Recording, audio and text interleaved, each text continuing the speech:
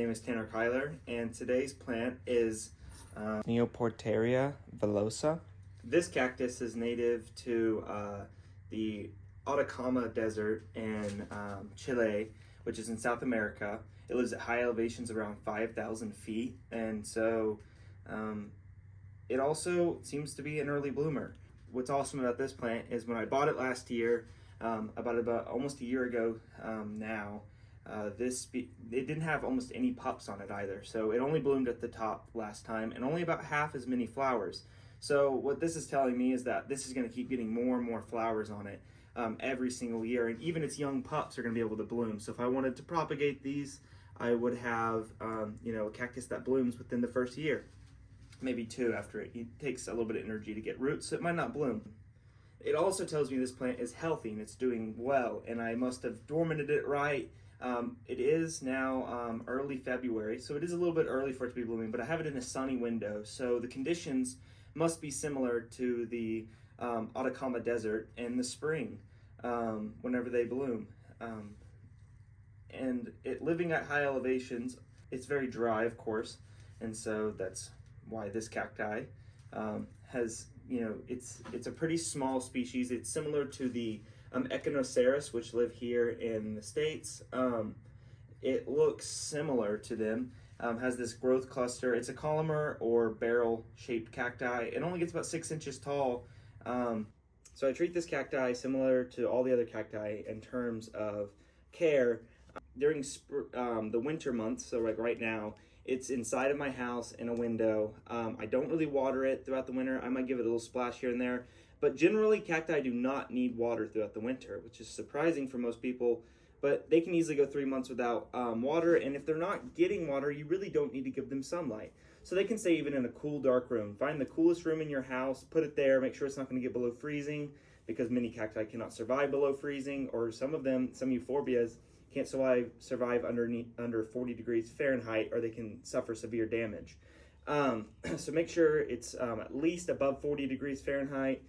Somewhere between the 40 and 60 degree range is perfect if you're wanting to not water your cacti. They don't really need sunlight, so you can overwinter them that way. This will also give them time to start producing buds, and it'll get dark, so it'll tell them the days are getting shorter. Let's produce our buds throughout the winter, which is what they'll generally do. And then they'll wake up in the spring. This is February, so this one is one of my earliest bloomers. And so it's waking up now. It's starting to the days are getting a little longer, and so it decided to bloom. And then come about March, April, once the threat of frost is out of the way, I'm gonna go ahead and move these guys slowly out. I'll put them on the east side of my house to get a little bit of sunlight, and slowly move them to the southern exposure of my house where they can get plenty of sunlight all day long and grow. I don't water them too much throughout the summer because here in Oklahoma we get a decent amount of rain, considering these guys are from areas that get substantially less rain than here. But I give them water every once in a while when we haven't had rain for around 2 weeks. This will help give them a burst of life, and they grow all summer long, and then as the frost comes, I remove them from outside and I put them back into my house. For fertilization, I don't fertilize them too much. I use mostly a tomato fertilizer or cacti fertilizer.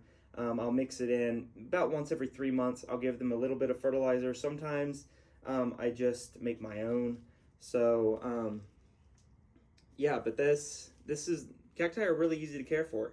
Put them outside in the summer when the weather's nice, and when it gets where it's going to get below freezing, bring them inside, put them in a cool, dark room, and forget about them for the winter. Maybe check on them every once in a while to make sure they're not getting infested with some kind of fungi, or they're not shriveling up and dying, because that does happen every once in a while. And you do have to give, especially euphorbias, you need to give them a little bit of water throughout the winter. But for the most part, cacti are pretty straightforward. And just don't water them in the winter. That's the biggest thing. And the only reason why you'd be watering them in the winter is if you have tons of grow lights, or you have them in a really nice greenhouse and it's still getting 8 hours of sunlight a day all day long. That'd be the only case you would want to water them. But if you do that, they won't bloom in the spring. And I think it's worth letting them not grow for a little while to get to see these awesome blooms. This is winter, so I'm getting a surprise in February. Come about March, April, I'll start to see more. April's when about all of mine start blooming. Between April and May is whenever they're at their biggest show. And then I continue, some of the species don't bloom until August. And some of my euphorbia species don't bloom until I bring them in the winter time.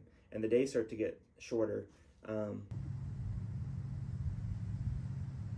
Those flowers are amazing. You have this like magenta to light pink, then these blooms, and they cluster in here. Version, show it in here, and you can see how many of them are clustered together here.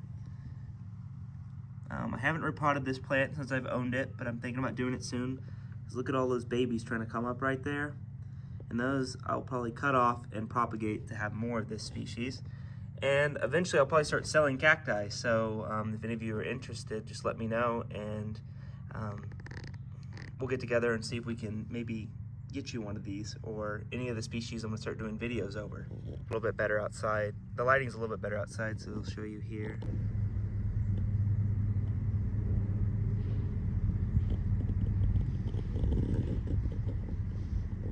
Something interesting you'll start noticing as you keep cacti is that even though maybe they're not native to your area, they help out native insects.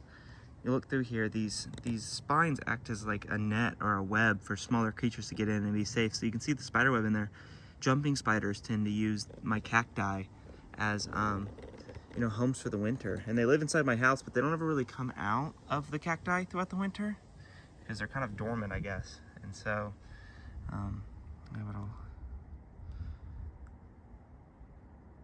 and then also you'll notice a lot of times as you see blooms, you'll see a lot of solitary bees, and sometimes other bees. Oh, look at that! You can see like the stamen and the pistil in there.